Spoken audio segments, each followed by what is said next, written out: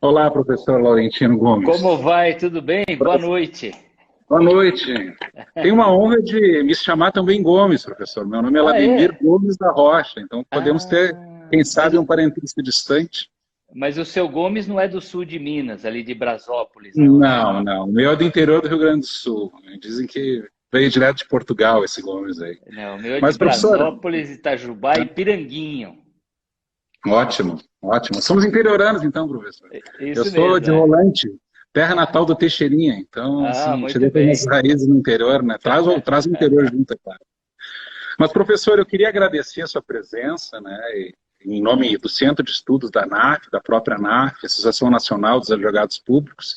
Sei que sua agenda é muito repleta de eventos e, portanto, nós nos sentimos muito honrados, né, com a sua deferência. Né. Eu queria, antes de fazer uma apresentação formal, lembrar aos associados que nós faremos um sorteio de 10 livros do segundo volume da sua trilogia Escravidão. Né. Eu sou um voraz leitor, né, impressionou muito o primeiro volume, além de outras obras suas, o primeiro volume de Escravidão foi um impacto, digamos, intelectual e também sentimental, né? Não tem como não se sensibilizar pela narrativa. E os associados informam que pode caminhar e-mail por meio do e-mail atendimento@anafnacional.org.br até o dia 10 de junho com o assunto, entre aspas, sorteio livro Laurentino, fecha aspas. Pois bem, professor, deixa eu, então, né, eu sei que dispensa apresentações, mas eu gostaria de fazer para a nossa audiência uma pequena e sempre insuficiente referência, né, à sua trajetória. Né? 7 vezes ganhador do Prêmio Jabuti de Literatura, um dos mais importantes do Brasil, Laurentino Gomes é autor dos livros 1808, 1822, 1889 e Escravidão. Obras que venderam até agora mais de 3 milhões de exemplares e foram editadas, além do Brasil, em Portugal, nos Estados Unidos e na China. Seu primeiro livro também foi eleito o melhor ensaio de 2008 pela Academia Brasileira de Letras. Formado em jornalismo pela Universidade Federal do Paraná, com pós-graduação pela Universidade de São Paulo, é membro titular da Academia Paranaense de Letras. Então, professor, antes, sem mais delongas, o que o senhor pode nos dizer, né, claro, de Escravidão, essa sua grande obra de fôlego, o primeiro volume, mas fundamentalmente essa transição já para o segundo volume, né? Com a palavra, o professor. Bem, primeiro, presidente, para mim é uma grande honra participar dessa live, né, no perfil da ANAF Nacional. Desde que eu deixei a minha carreira como jornalista, de repórter, editor de jornal e revistas, e me tornei autor de livros de história do Brasil, eu diria que o meio jurídico foi, talvez, de todos os segmentos da sociedade brasileira, o que mais bem acolheu o meu trabalho, e sou muito grato, né? Bem, eu acho que nós estamos vivendo agora no Brasil um momento histórico muito especial, inédito na nossa história, que são mais de 30 anos, já vamos para 40, quase 40 anos de exercício da democracia. Eu, como jovem repórter, tive o privilégio de participar do lançamento da campanha pela Constituinte, lá atrás, na Assembleia Nacional da OAB em Curitiba, com a presença de Raimundo Faoro, Teotônio Vilela, entre outros personagens importantes dessa jornada. Então, para mim, olhar para trás e observar o que aconteceu nessas últimas 4 décadas é realmente uma coisa surpreendente, né? Um país de construção autoritária, de baixo para cima, de repente, apesar de todas as grandes dificuldades, vem procurando exercer a democracia sem ruptura. Nunca houve um período tão prolongado de democracia no Brasil sem rupturas. E eu acho que, como consequência do exercício da democracia, o Brasil hoje se dedica a um exercício muito curioso, que é a discussão da sua identidade nacional. O que, para mim, é bastante óbvio, né? Essa identidade nacional que nós temos hoje, ela foi geralmente imposta de cima para baixo no primeiro, no segundo reinado, durante a República, especialmente nos seus períodos mais autoritários, né? das disciplinas de educação moral e cívica, organização social e política brasileira durante o regime militar, para citar apenas 2 exemplos. Mas num ambiente de democracia, os brasileiros começam a se perguntar a respeito de si próprios, né? Quem nós somos? Como é que nós chegamos até aqui? Qual foi o caminho percorrido? Quais foram os desafios do passado? E ao tentar enfrentá-los, os brasileiros que nos precederam, onde eles foram bem-sucedidos e onde eles fracassaram? Quais foram os passivos históricos que nós acumulamos, né, ao longo desses 5 séculos de caminhada com o Brasil, seja sob a tutela da coroa portuguesa no período colonial, seja depois da independência em 1822. E eu acho que se existe um fenômeno importante hoje, é essa intensa discussão a respeito da identidade nacional brasileira. Então, no passado, foram discutidos muitos mitos a respeito do Brasil, né? Eu posso citar alguns. Por exemplo, de que o brasileiro seria honesto, trabalhador. De fato é. A imensa maioria dos brasileiros que eu conheço é honesta e trabalhadora. Mas aí eu me pergunto, de onde vem tanta corrupção? De onde vem tanta promiscuidade entre os interesses públicos e privados que atrapalha tanto a nossa caminhada, né? A vida política brasileira? Eu acho que é uma discussão que está sendo muito importante hoje. Ou o mito de que o brasileiro também seria um povo pacífico. Povo pacífico, que nunca teria havido sangue, revoltas, discórdias profundas, grandes enfrentamentos na história do Brasil. Portanto, não teria corrido sangue na história do Brasil, porque o brasileiro é um povo pacífico. E aí você olha no noticiário do dia a dia e se pergunta, então de onde vêm os elevadíssimos índices de criminalidade nas nossas cidades? Algumas cidades brasileiras estão entre as campeãs de criminalidade no mundo. Então, são algumas perguntas que os brasileiros estão fazendo a respeito de si próprios e que eu acho que a história ajuda muito, né? A história não é apenas uma ferramenta para a gente olhar para o passado em busca de episódios e personagens curiosos e pitorescos. A história ajuda a construir a nossa identidade. É só olhando para o passado que nós conseguimos entender quem nós somos hoje. Só que a história tem uma característica muito interessante. Ela não é uma ciência exata. Porque, embora os personagens, os acontecimentos do passado não mudem mais, eles estão congelados, não muda. Ninguém muda mais o que foi o Dom João VI, o Dom Pedro I, o Dom Pedro II, o Marechal Deodoro, o Getúlio Vargas. Mas a história muda, sim, pela maneira como nós olhamos o passado. Porque a história tem fatos e personagens reais, mas tem também uma dimensão mitológica, uma dimensão imaginária.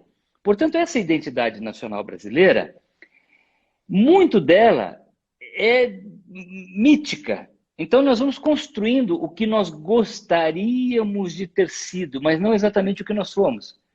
E nós olhamos para o Brasil de hoje e perguntamos, é esse o Brasil real? E o que nós gostaríamos de ser no futuro? Então, por isso que estudar história é tão importante, né? Porque ela ajuda a formar e a refletir sobre a nossa identidade, o que nós somos.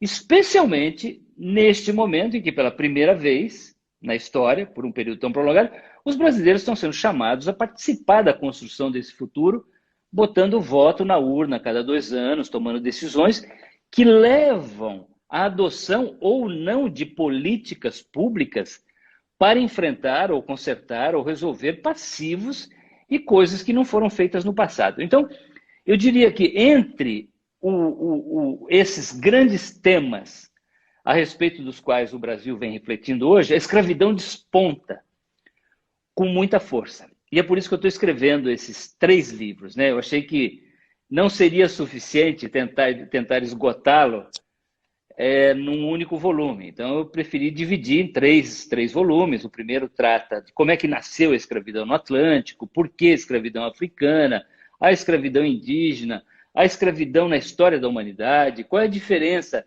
da escravidão atlântica e negra das outras formas de escravidão que existiram no passado. O segundo é sobre o século XVIII, e é esse livro, né, que a ANAF vai sortear os 10 volumes. Ele vai ser lançado dia 22 de junho, sou muito grato à decisão de vocês. E vai tratar do século XVIII, que é o auge do tráfico negreiro. Obrigado. É o auge do tráfico negreiro. Num período de apenas 100 anos, entraram 2 milhões de homens e mulheres escravizados no Brasil para trabalhar nas minas de ouro, diamante, de Minas Gerais, Goiás, Mato Grosso. E essa expansão da fronteira agrícola, né, da fronteira brasileira, depois do Tratado de Madrid, de 1750, que praticamente dobrou o tamanho do território brasileiro. E o terceiro, que vai ser lançado ano que vem, é sobre o abolicionismo e o legado da escravidão, que eu diria que nos atormenta até hoje, né? A escravidão não é apenas assunto de livro de história. Eu diria que a escravidão é uma realidade concreta na realidade brasileira hoje, na paisagem brasileira.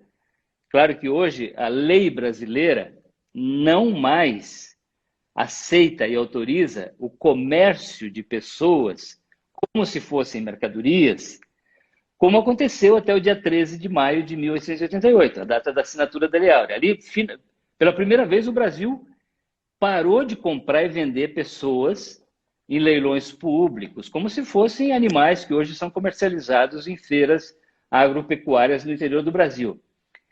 Mas há um legado da escravidão. E esse legado o Brasil ainda não enfrentou adequadamente. E ele tem a ver com a nossa identidade nacional. Por isso que, ao estudar o Brasil do século XIX, com os livros 1808, 1822 e 1889, né, quer dizer, são as 3 datas formadoras do Estado Nacional Brasileiro, da chegada da Corte até a proclamação da República, são datas ícones, né? Da construção do Estado Nacional Brasileiro. Ao estudar essas 3 datas, para a primeira trilogia, eu cheguei à conclusão de que havia um outro assunto mais importante, e mais profundo, mais complexo, e mais difícil, mais sensível politicamente ainda hoje, para explicar o que nós somos, o que nós fomos no passado e o que nós somos hoje, e provavelmente o que nós seremos no futuro, que é a escravidão. Quando você bota uma lupa na escravidão, você observa que nenhum grande evento da história do Brasil consegue ser explicado sem entender a nossa história escravista. Ela é como se fosse um fio condutor, uma linha que vai chulhando, né? Minha mãe costurava, bordava, então eu conheço esse sistema, chulhar. Então, ela vai costurando, ela vai ligando, né, um ponto ao outro da história do Brasil. E a escravidão. Então, acho que seria interessante hoje a gente fazer um sobrevoo rápido, né, nessa história da escravidão. O meu primeiro livro, o primeiro volume, que eu lancei em 2019, ele começa num episódio muito emblemático, muito exemplar do que seria o Império Colonial Português ao longo de mais de 400 anos. Então, ele começa com um episódio ocorrido no dia 8 de agosto de 1444, na vila de Lagos, no sul de Portugal, na região do Algarve. Aliás, Lagos hoje é uma cidade turística, vale a pena visitar, é muito bonita. Na madrugada do dia 8 de agosto de 1444, chegaram do mar cerca de uma dúzia de caravelas, trazendo 365 homens e mulheres africanos que naquela manhã seriam leiloados em praça pública na frente de um personagem importante da história do Brasil e Portugal, que era o príncipe Dom Henrique, o navegador, que, como eu explico no livro, aparentemente nunca navegou, mas passou para a história com o nome de O Navegador, porque foi o patrono das grandes navegações, né, da expansão portuguesa. Mas eu mostro também que o Dom Henrique foi o patrono do comércio de escravos no Império Ultramarino português, porque houve esse leilão naquele dia, importante, e essa cena se repetiria de forma sistemática até a segunda metade do século XIX no Brasil, que foi o último país a acabar com o tráfico negreiro, em 1850, com a Lei Eusébio de Queiroz, e o último a acabar com a própria escravidão, formalmente, com a Lei Áurea de 1888. Então, eu diria assim, esse é o primeiro registro, né, de um leilão de seres humanos negros, africanos, escravizados em território português. Agora, é muito interessante observar também que logo que chegaram ao Brasil, em 1500, os portugueses tentaram, de todas as formas, escravizar os indígenas, antes de se voltar para a escravidão africana. Então, o primeiro registro de uma carga de pessoas escravizadas a cruzar o Oceano Atlântico não vem da África para o Brasil. Saiu de Salvador em 1511 e foi para Lisboa. Era uma nau chamada Bretoa, de um cristão novo, judeu convertido ao cristianismo, chamado Fernando de Noronha, que hoje dá nome ao arquipélago, né? No litoral nordestino. E ele levava uma carga de peles de onça pintada, toras de pau-brasil, papagaios e indígenas brasileiros que seriam leiloados em Lisboa. Alguns anos depois, tem um outro registro de um leilão de indígenas brasileiros na cidade de Sevilha, na Espanha. Então, a escravidão no Brasil, ela começa realmente como uma escravidão indígena. Mas ela fracassou, entre aspas. Por que a escravidão indígena fracassou? Por 3 razões principais: guerra, ocupação dos territórios indígenas, mas principalmente por um motivo que hoje nos é muito familiar, que são as doenças. Junto com os europeus, chegaram da Europa vírus, germes, bactérias, contra as quais os indígenas não tinham imunidade, como a gripe, o sarampo, a varíola, diversas febres. Então, quando nós falamos hoje de pandemia, de Covid, e todo mundo assustado porque não tinha imunidade, foi o que aconteceu com a chegada dos europeus à América, né? O historiador Luiz Felipe de Alencastro usa uma expressão bastante interessante para definir isso. Ele fala de um choque epidemiológico entre continentes que até então viviam separados, distantes, incomunicáveis, que era o Velho Mundo e o Novo Mundo. Esse choque epidemiológico, na expressão do Luiz Felipe de Alencastro, dizimou os indígenas brasileiros. Então, quando o Pedro Álvares Cabral chegou, a estimativa é de que haveria cerca de 3 milhões a 5 milhões de indígenas no Brasil. Quando a corte chegou ao Rio de Janeiro, em 1808, 3 séculos mais tarde, o número já estava reduzido a 800 mil. Resumindo, o Brasil matou 1 milhão de indígenas a cada 100 anos durante o período colonial. Ou seja, olha o tamanho, né, da tragédia humanitária de que nós estamos falando. Diante da inviabilidade da escravidão indígena, que também enfrentava ali resistências religiosas por parte dos jesuítas, por parte da igreja, os europeus se voltam para a África. E aí, uma informação importante é que a escravidão já existia na África antes da chegada dos portugueses. Mas não só na África. A escravidão já existia na Índia, na China, tinha ocorrido no Egito Antigo, na Grécia Antiga, no Império Romano, nos domínios do Islã, muçulmanos, na Europa, na Rússia, na América. Ou seja, onde existiu o ser humano na face da Terra, também existiu escravidão. O que me faz perguntar hoje, será que nós não temos um DNA escravista, né? Porque a história indica isso. Onde existiu o registro histórico da presença de seres humanos, houve também escravidão. E a escravidão existia na África. Na África existia um comércio intenso de mão de obra cativa, especialmente nas caravanas dos mercadores muçulmanos que cruzavam o deserto do Saara em direção ao Oriente Médio e ao Mar Mediterrâneo.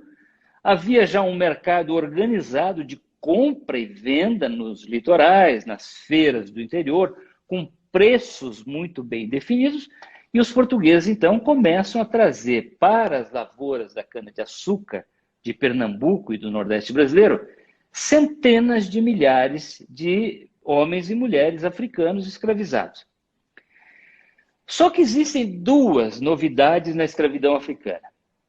em relação às outras formas de escravidão existentes até então na história da humanidade. A primeira é o seu caráter industrial. Ela é industrial primeiro nos números. Ao longo de 350 anos, cerca de 12,5 milhões de africanos escravizados foram embarcados nos navios negreiros, no litoral da África, para trabalhar todas as atividades econômicas do Brasil e do restante do continente americano. A escravidão existiu do Canadá até o sul do Chile, sendo o Brasil campeão, né? O Brasil sozinho importou 40% desse total de 12 milhões e meio, ou seja, 4,9 milhões de pessoas vieram para o Brasil.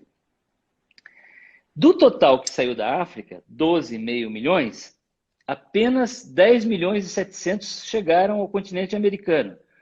1 milhão e 800 mil morreu na travessia do Oceano Atlântico. Esse número, ele é assustador, assim, a gente pensando nele, ele é enorme, né? Ele é maior que muitas capitais brasileiras hoje. Mas se você dividir esse número pelo número de dias ao longo de 350 anos, dá 14 cadáveres, em média, lançados ao mar todos os dias ao longo de 350 anos, da murada dos navios negreiros. Ao ponto de eu abrir o capítulo, né, o primeiro capítulo do livro Escravidão, primeiro volume, citando depoimentos da época a respeito do comportamento dos cardumes de tubarão, que se juntavam em volta dos navios negreiros, dada a altíssima taxa de mortalidade do tráfico negreiro.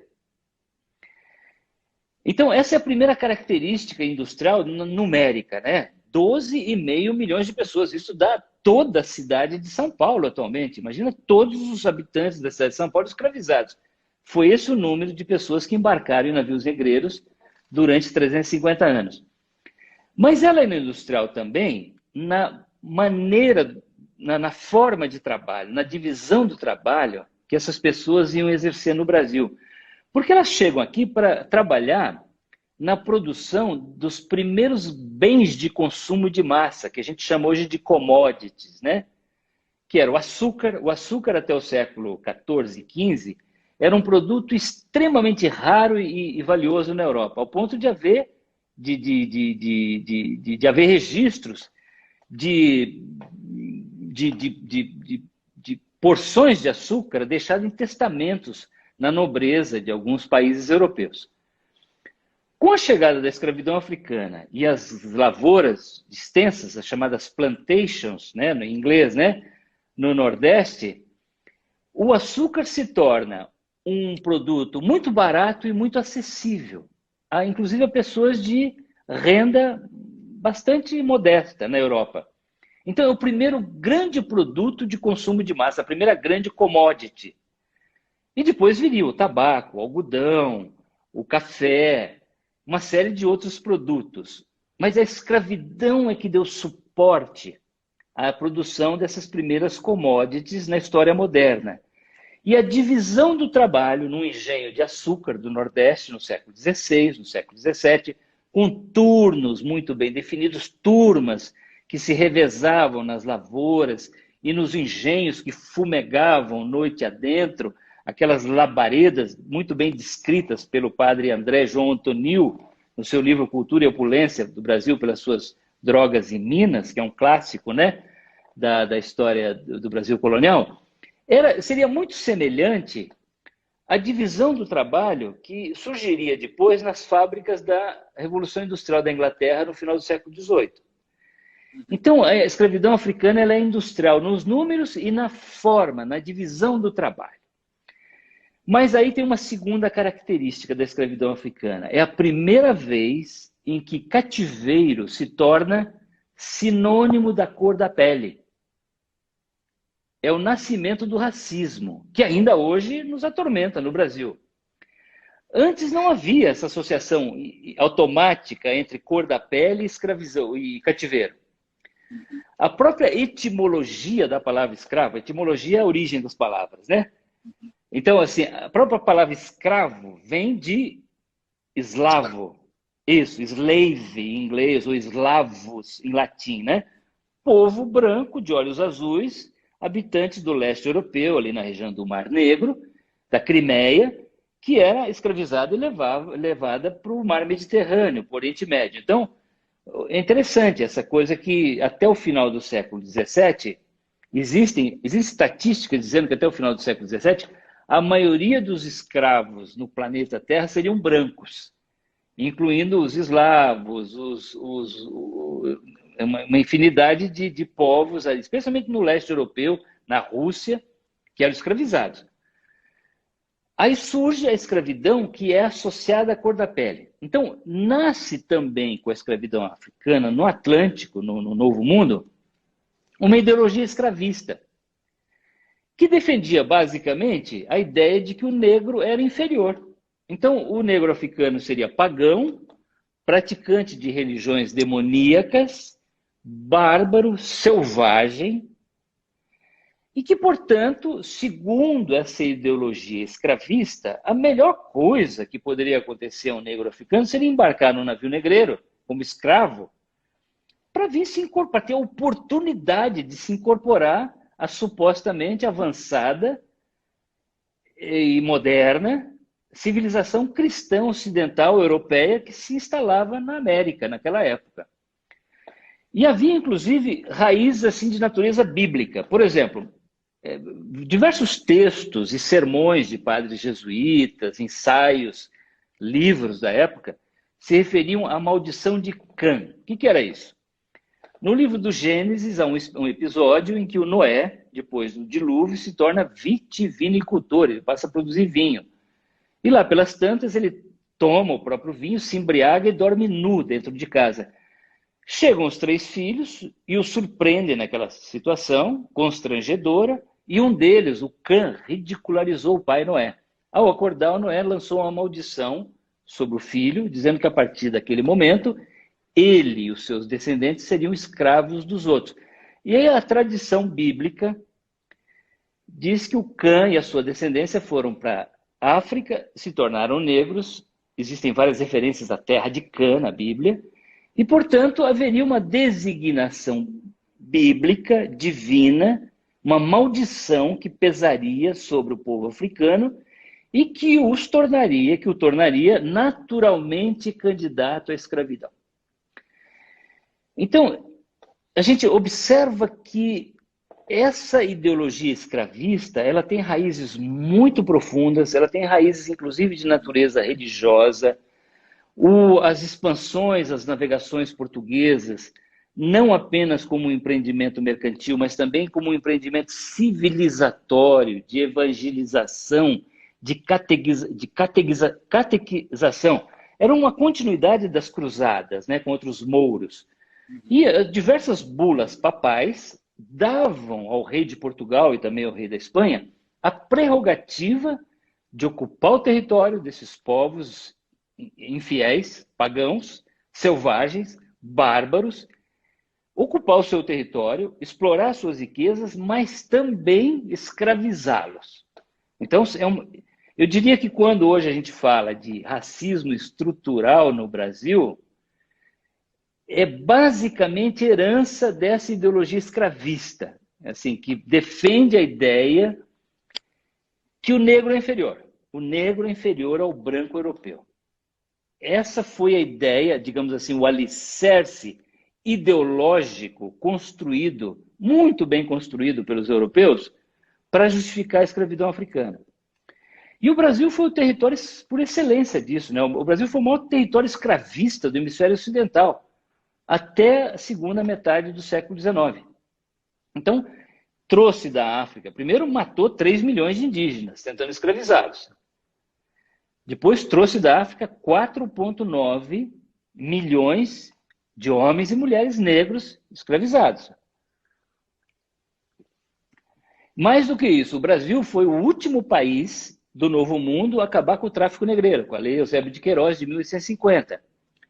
E o último a acabar com a própria escravidão em 1888, depois dos Estados Unidos, depois de Porto Rico, depois de Cuba, de todo mundo. Ou seja, o Brasil resistiu até onde pôde. O Brasil estava viciado em escravidão.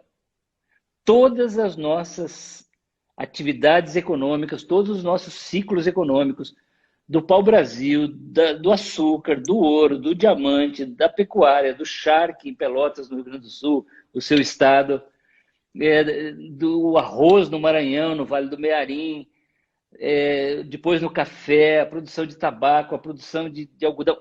Tudo foi sustentado por mão de obra escravizada. Então, o Brasil foi construído por escravos.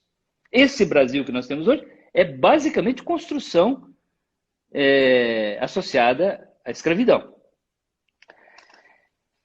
Aí o Brasil acaba com a escravidão formalmente em 1888. Só que os nossos grandes abolicionistas do século XIX, eu posso citar, são 4 principais, né? Um branco, Joaquim Nabuco, pernambucano, e 3 negros. O baiano Luiz Gama, o também baiano André Rebouças e o fluminense José do Patrocínio. Eles defendiam a ideia de que não bastava acabar com o comércio de gente no Brasil, acabar com a escravidão formalmente, legalmente, institucionalmente. Era preciso também, nas palavras do Joaquim Nabuco, enfrentar o legado da escravidão. O André Rebouças falava, complementando, né, essa ideia do Joaquim Nabuco, ele falava numa democracia rural.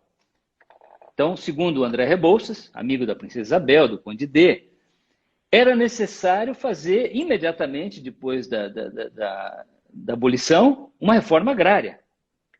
Porque a terra era sinônimo de riqueza. E era preciso dividir o latifúndio improdutivo. O Brasil era o reino, né, o império por excelência do latifúndio improdutivo, porque isso era sinônimo de status social e de poder, né, para dividir essas terras para os escravos, e também era necessário lhes dar não só terra, trabalho, renda, mas também moradia, saúde, educação, segurança, cidadania.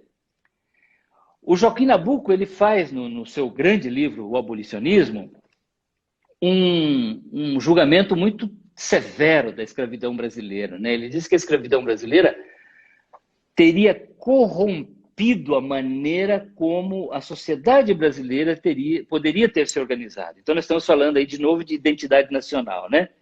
Segundo o Joaquim Nabuco, a escravidão tinha distorcido tudo. Tudo que o Brasil poderia ter sido ficou distorcido devido à escravidão. Então, por exemplo, consolidou a noção de que uma parte dos brasileiros era superior à outra e que tinha a prerrogativa de comprar e vender a outra, explorar o seu trabalho e não lhe dar cidadania, não ter respeito nenhum por ela. Corrompeu a própria noção de trabalho. Isso depois o nosso grande historiador paulista, Sérgio Buarque de Holanda, vai trabalhar muito bem nessa ideia de que a escravidão corrompeu a noção de trabalho, porque no Brasil escravista quem trabalhava era o negro. Trabalhar era uma coisa indigna para os brancos, para os fidalgos, para os barões. Porque quem realmente trabalhava, especialmente o trabalho braçal, era o negro. Então o trabalho não se firmou como uma virtude, como algo a ser valorizado no Brasil. E aí o que o Brasil fez? O Brasil acabou formalmente com a escravidão, mas não enfrentou o legado da escravidão como defendiam os nossos abolicionistas do século XIX.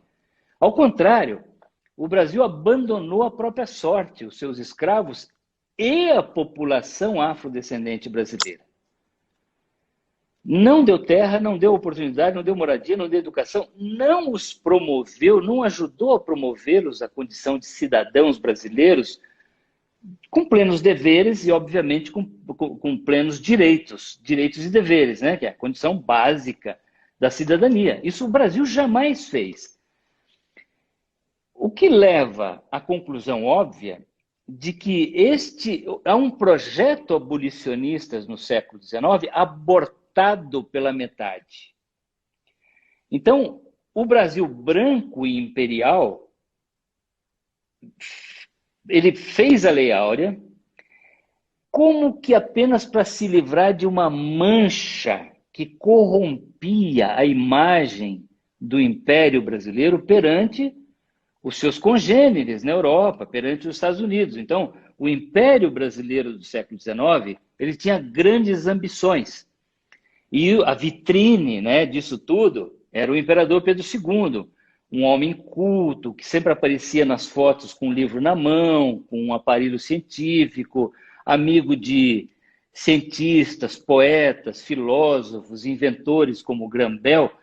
O Dom Pedro II era a projeção das ambições do Império Brasileiro no século XIX, um país que pretendia ser muito rico e gostaria de ser tratado como igual pelos impérios europeus, mas tinha escravidão.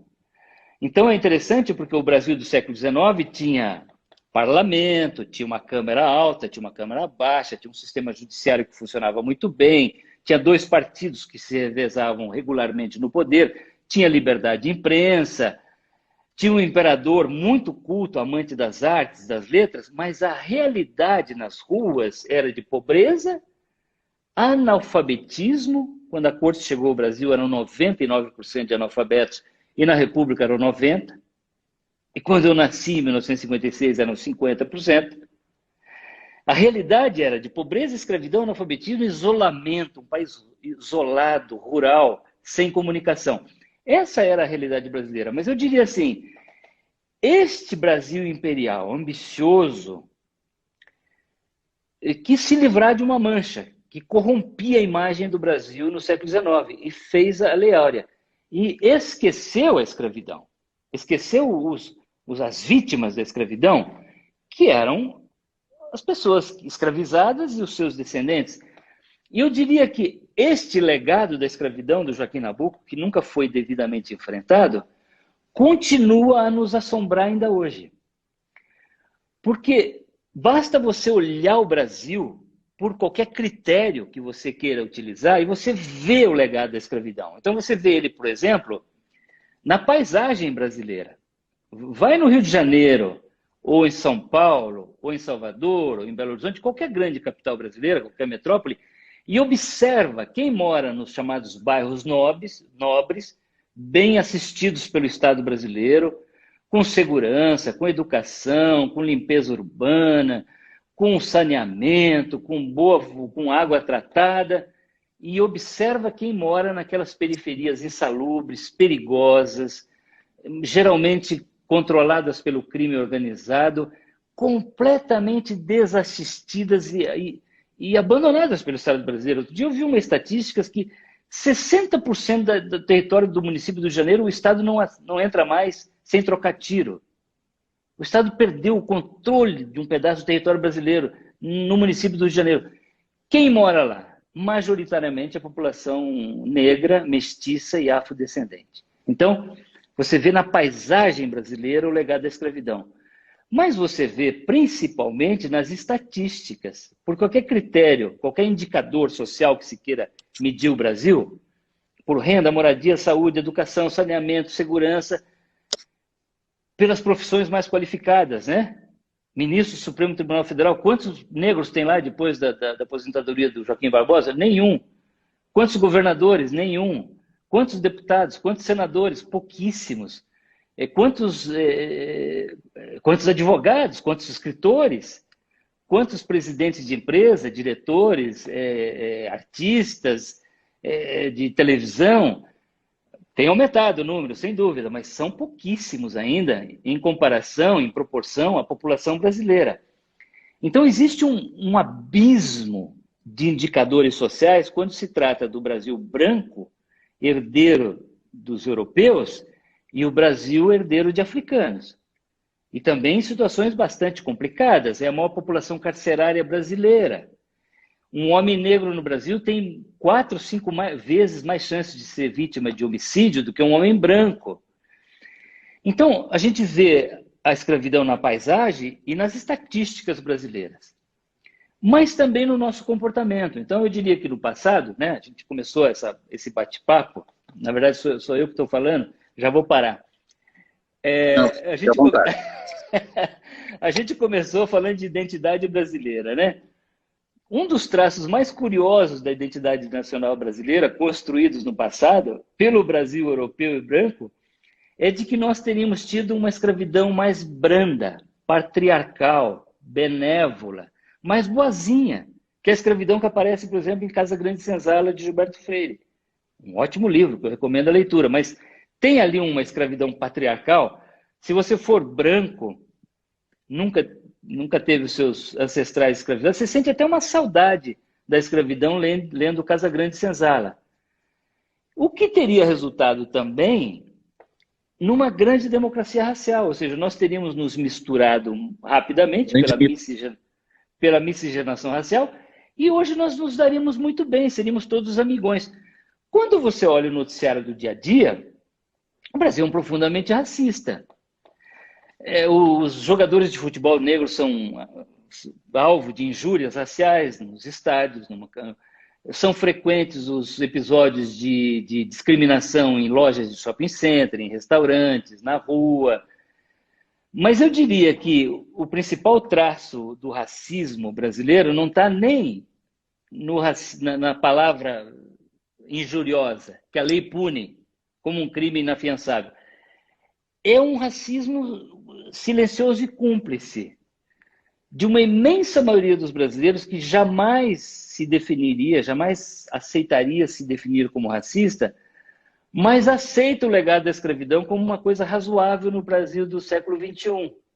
Esse Brasil de desigualdades absurdas, inaceitáveis. Uma imensa maioria dos brasileiros que não se considera racista, honestamente, mas vota em políticos que são contra políticas públicas, elegem presidentes da República, elegem governadores e parlamentares que se opõem a políticas públicas que enfrentem o legado da escravidão. E é disso que nós falamos quando nós chamamos de racismo estrutural, né? É esse racismo silencioso e cúmplice que permeia a sociedade brasileira e impede que o Brasil enfrente o legado da escravidão de Joaquim Nabuco.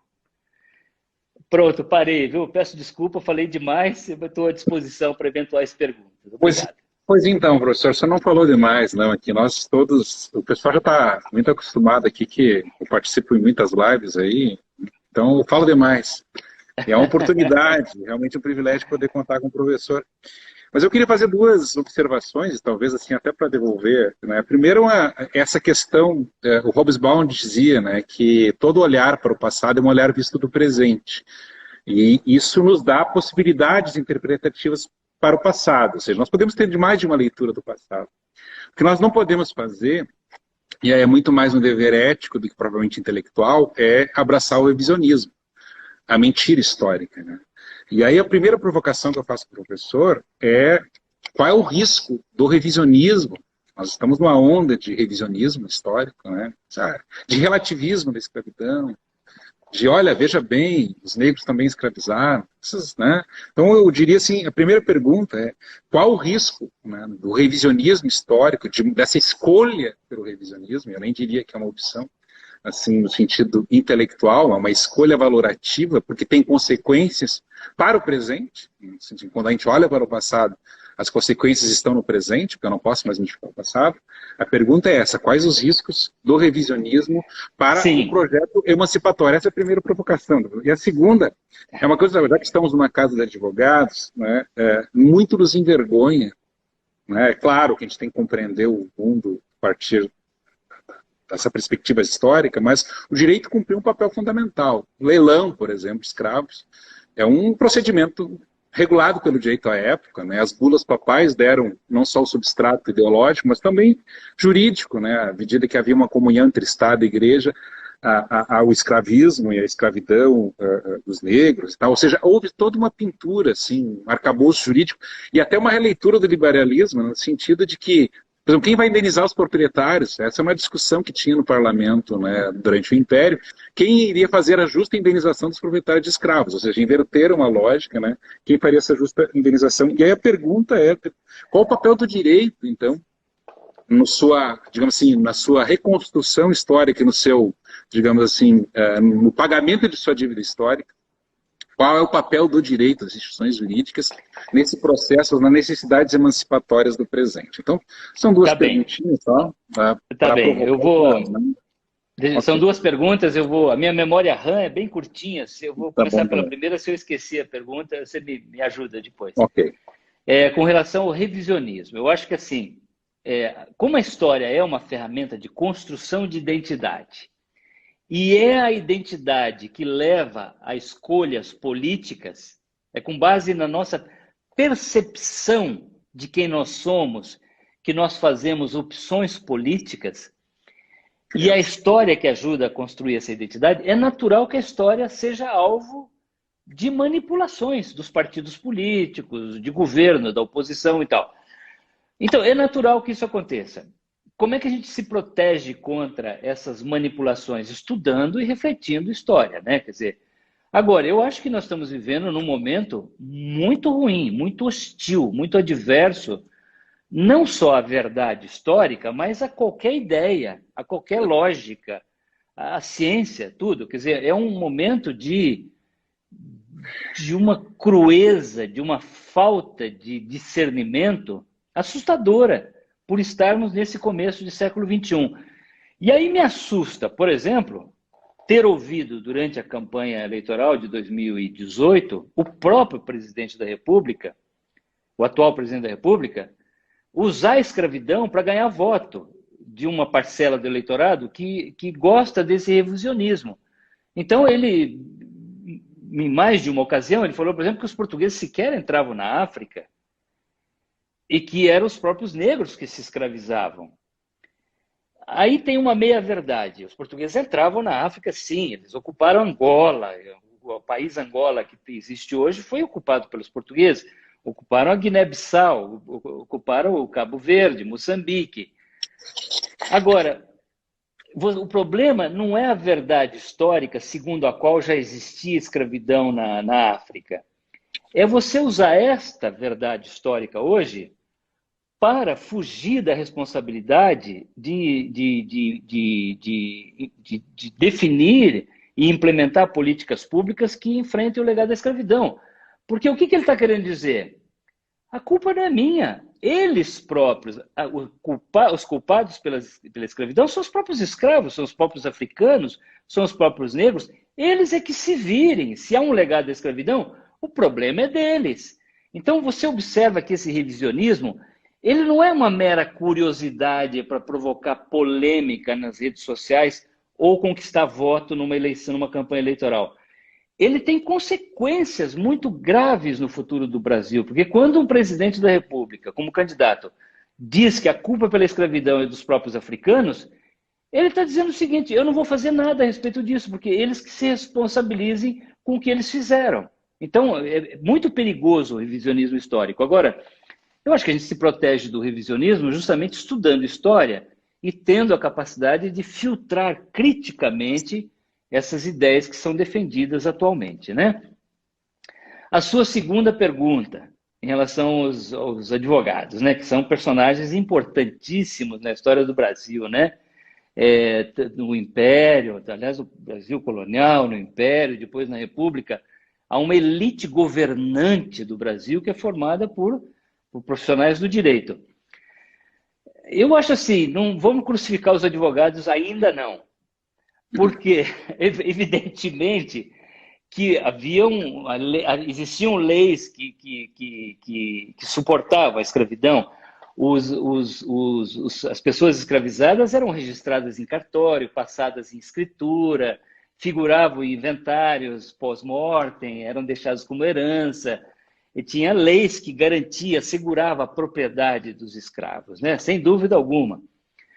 Mas eu diria também que assim, uma grande parte da campanha abolicionista no Brasil foi feita pelos profissionais do direito. São assim, o próprio, inclusive o Luiz Gama, né? Que não fez um curso superior, mas era rábula, era um advogado praticante. Ele é o precursor do abolicionismo no Brasil. Ele morreu em 1882, portanto, não chegou a ver a Lei Áurea.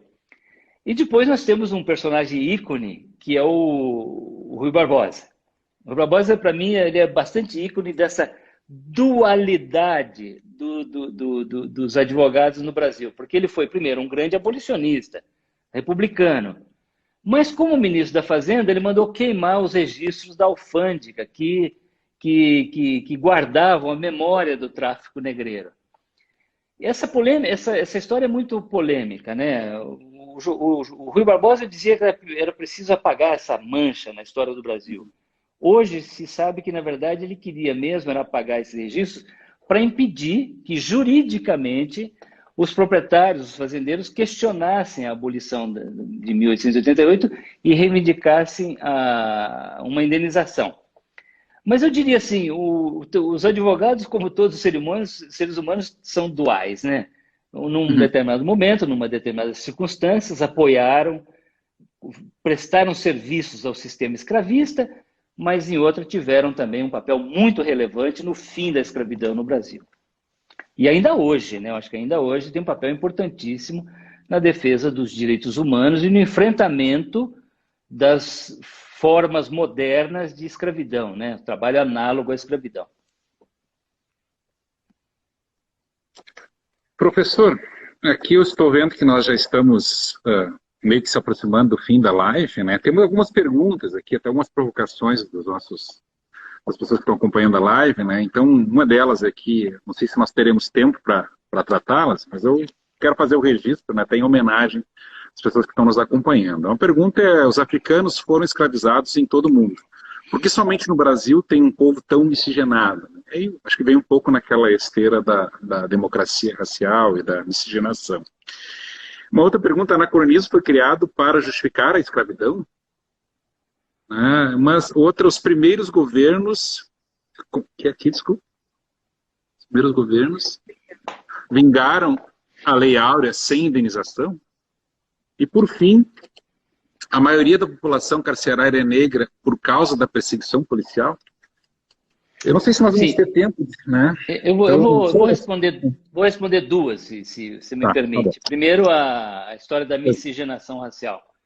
Sim, de fato, essa é uma característica da cultura portuguesa, né? Uma grande miscigenação racial, coisa que, por exemplo, não aconteceu, praticamente não aconteceu nos Estados Unidos e nem no Caribe.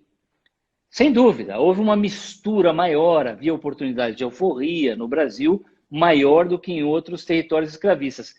O que não significa que nós tivemos uma escravidão boazinha. A escravidão no Brasil foi tão violenta e baseada no chicote, no pelourinho, na punição, na morte, no corte da orelha dos fugitivos ou na marcação com ferro em brasa, tanto quanto em qualquer outro país, território escravista. Também do estupro, né? Do estupro, claro, sem dúvida.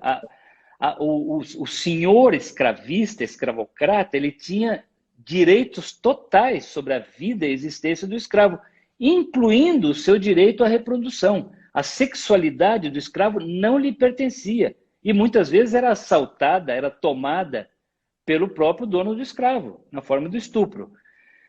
A miscigenação racial, que realmente existiu, também não resultou numa democracia racial, porque se fosse uma democracia racial, não haveria esse absurdo desnível de oportunidades e de indicadores sociais do Brasil branco e do Brasil negro.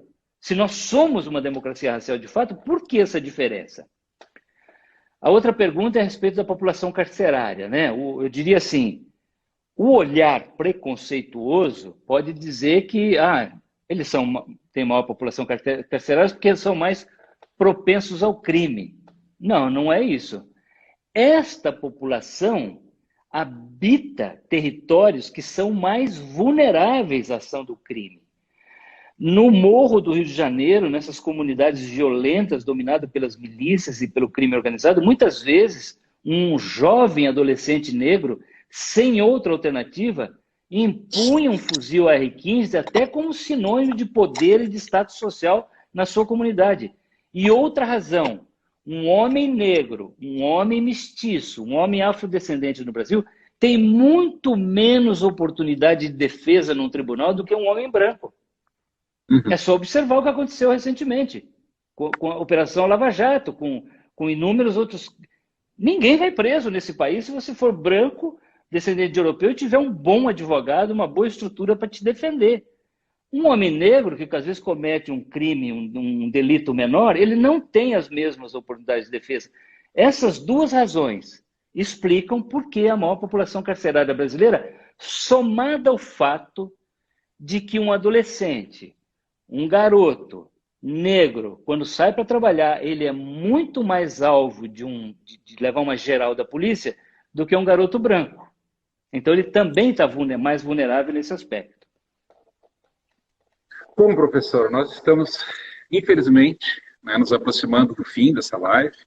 Eu quero mais uma vez agradecer em nome da NAF, fazer um testemunho aqui. Como eu lhe falei, eu sou um leitor, estou ansioso pelo segundo volume, e eu posso dizer que a sua obra já é um clássico. E um clássico no sentido da sua indispensabilidade, né, o olhar sobre si mesmo, é um espelho.